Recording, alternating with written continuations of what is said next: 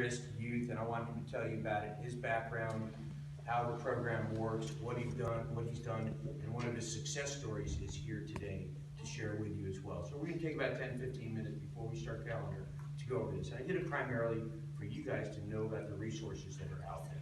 Daniel, why don't you go ahead and take over? Thanks, Judge. My name is Daniel Puder.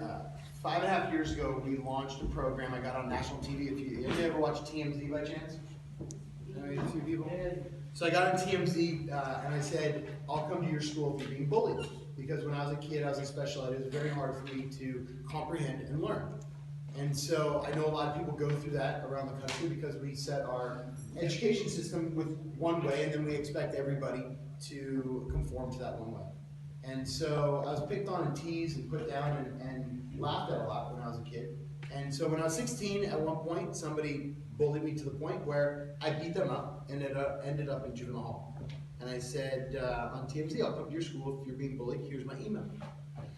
What a lot of people didn't know is after I got out of juvenile hall, I started training with a guy named Frank Shamrock to become a pro fighter. I didn't know I was going to become a pro fighter, but I was just angry at life, I was angry at people, and I wanted to hurt people.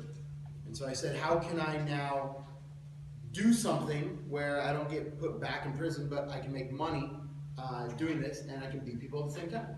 So I did both, and I was like, wow, this is great.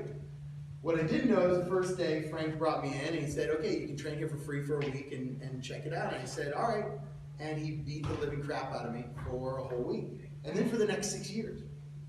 And so I had to become resourceful because my parents, me just getting out of juvenile hall, did not want to pay $150 a month for me to go become a pro athlete and beat people up for a living. And so I had to wash toilets and clean mats and do stuff that was working my deal to get what I wanted. And so I got to the point where about 6 years ago, I wasn't angry anymore. I was like, you know what, the career was great. $1 million Tough Enough on SmackDown in WWE.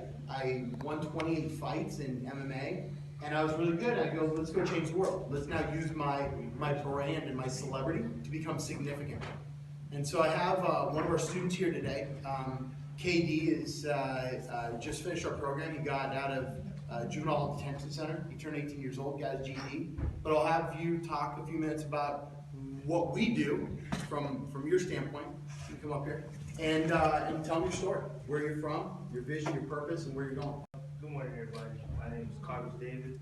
I'm from Broward County, Florida, which is not too far from around here.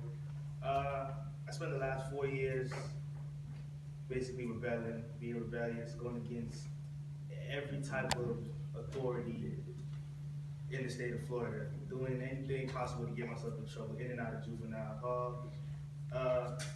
Around the time when I turned 17, I got a little more mature. I understood that the path I'm going is just self-destruction, and it's not going to get me anywhere productive in life. My last bit of trouble I got into, I turned 18, and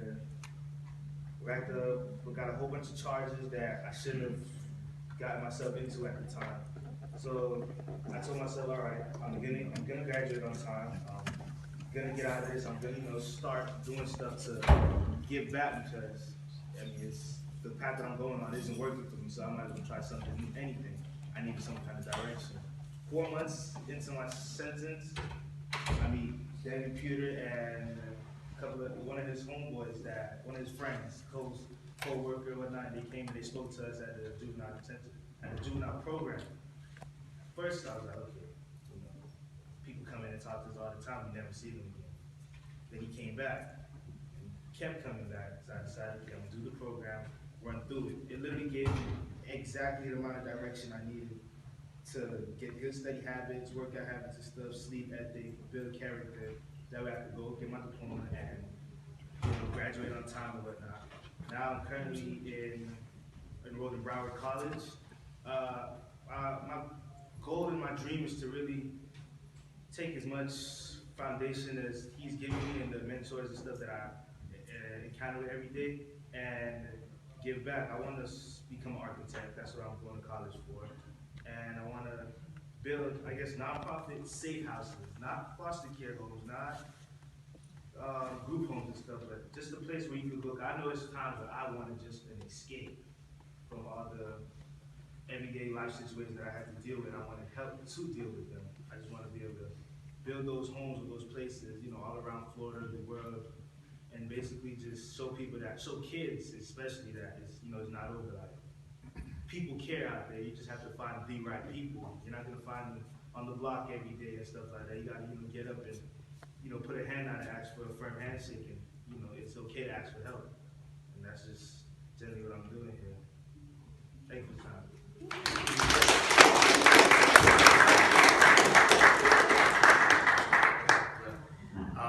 Daniel's program, my life, my power, with a larger initiative where police officers are going to be brought in as mentors for at-risk children. And in fact, he's meeting with the chief of police and the mayor next week or the week after as they put that program in place.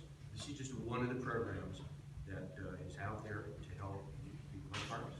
We do it with adults too. The concepts are the same. A lot of challenges we see is that, you know, we want to create something for our family. We want to get somewhere in life. We want to help somebody. We want to build our family, or we call it our team. But at the end of the day, we're limited on our belief system or our possibilities based upon our past experiences.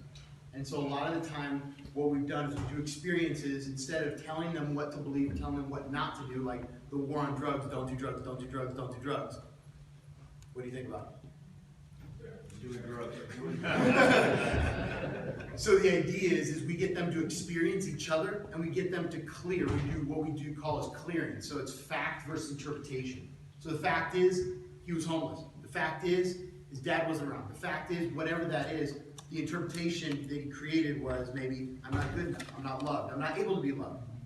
And so sometimes we want to be right so much that we're not willing to clear all of our past baggage and to really get what we want in life. We're willing just to settle on being comfortable or being right per se.